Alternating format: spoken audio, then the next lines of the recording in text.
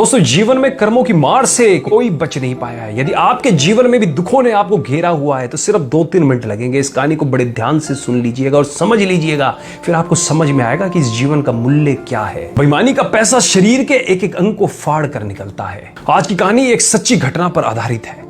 रमेश चंद्र जो पंजाब के खन्ना नामक शहर में एक मेडिकल स्टोर चलाते थे, उन्होंने अपने जीवन का एक पृष्ठ खोलकर सुनाया जो दर्शकों की आंखें भी खोल सकता है और शायद उस पाप से जिसमें वह भागीदार बना उससे भी बचा जा सकता है। रमेश चंद्र का मेडिकल स्टोर जो कि अपने स्थान के कारण काफी पुराना और अच्छी स्थिति में था, लेकिन जैसे ही कहा जाता है कि धन एक व्यक्ति के दिमाग को भ्रष्ट कर देता है, और यही बात रमेश चंद्र जी के साथ भी घटित हुई।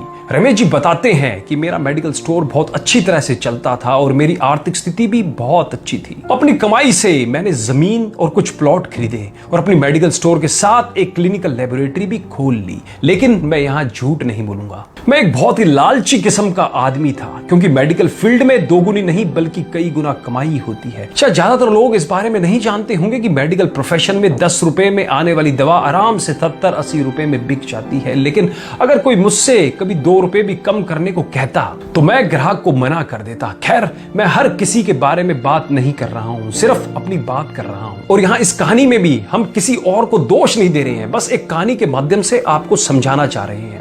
वर्ष 2008 में गर्मी के दिनों में एक बूढ़ा व्यक्ति मेरे स्टोर में आया। उसने मुझे डॉक्टर की पर्ची दी, मैंने दवा पढ़ी और उसे निकाल लिया। उस दवा का बिल 560 रुपए बन गया। बूढ़े ने उसने अपनी सारी जेब खाली कर दी, लेकिन उसके पास कुल 180 रुपए थे। मैं उस समय बहुत गुस्से में था, क्योंकि मुझे काफी समय लगाकर उस बूढ़े व्यक्ति की दवा निकालनी पड़ी थी और ऊपर से उसके पास पर्याप्त पैसे भी नहीं थे। बूढ़ा दवा लेने से मना भी नहीं कर पा रहा था, शायद उसे दवा की सख्त जरूरत थी। फिर उस बूढ़े व्यक्ति ने कहा, मेरी मदद करो, मेरे पास कम पैसे हैं और मेरी पत्नी बीमार है, हमारे बच्चे भी हमें पूछते नहीं हैं, मैं अपनी पत्नी को इस तरह वृद्धावस्था में मरते हुए नहीं देख सकता। लेकिन मैंने उस समय उस बूढ़े व्यक्ति की बात नहीं सुनी और उसे दवा वापस छोड़ने के लिए कहा। यहां पर मैं एक बात कहना चाहूंगा कि वास्तव में उस बूढ़े व्यक्ति की दवा की कुल राशि 120 रुपए ही बनती थी। अगर मैंने उससे 150 रुपए भी लिए होते तो भी मुझे 30 रुपए का मुनाफा ही होता। लेकिन मेरे लालच ने उस बूढ़े लाचार व्यक्ति को भी नहीं छोड़ा। फिर मेरी दुकान पर खड़े एक दूसरे ग्राहक ने अपनी जेब से पैसे निकाले और उस बूढ़े आदमी के लिए दवा खरीदी, लेकिन इसका भी मुझ पर कोई असर नहीं हुआ। मैंने पैसे लिए और बूढ़े को दवाई दे दी। समय बीतता गया और वर्ष 2009 आ गया। मेरे इकलौते बेटे का ब्रेन ट्यूमर हो गया।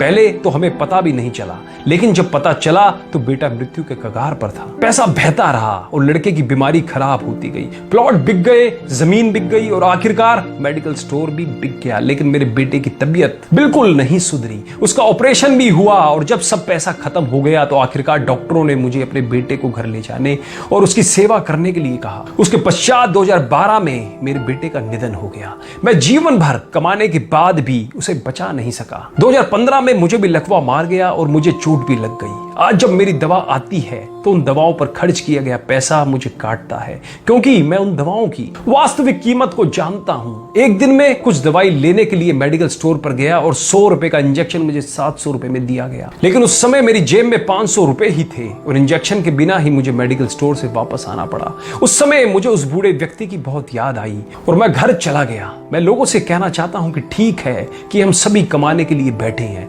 क्योंकि हर किसी के पास एक पेट है, लेकिन वैध तरीके से कमाएं, ईमानदारी से कमाएं। गरीब लाचारों को लूट कर कमाई करना अच्छी बात नहीं है, क्योंकि नर्क और स्वर्ग केवल इस धरती पर ही है, कहीं और नहीं है। और आज मैं नरक भुगत रहा हूं। पैसा हमेशा मदद नहीं करता, हमेशा ईश्वर के भय से चलो, उसका नियम अटल है, क्योंकि कई बार एक छोटा सा लालच भी हमें बहुत बड़े दुख में धकेल सकता है। जीवन शतरंज के खेल की तरह है और यह खेल आप ईश्वर के साथ खेल रहे हैं। आपकी हर चाल के बाद अगली चाल ईश्वर चलता है। तो एक बार सदैव चिंतन करें, जैसी करनी वैसा ही भरनी, जैसी करनी वैसा फल, आज नहीं तो निश्चित कल हम बदलेंगे, युग बदलेंगे।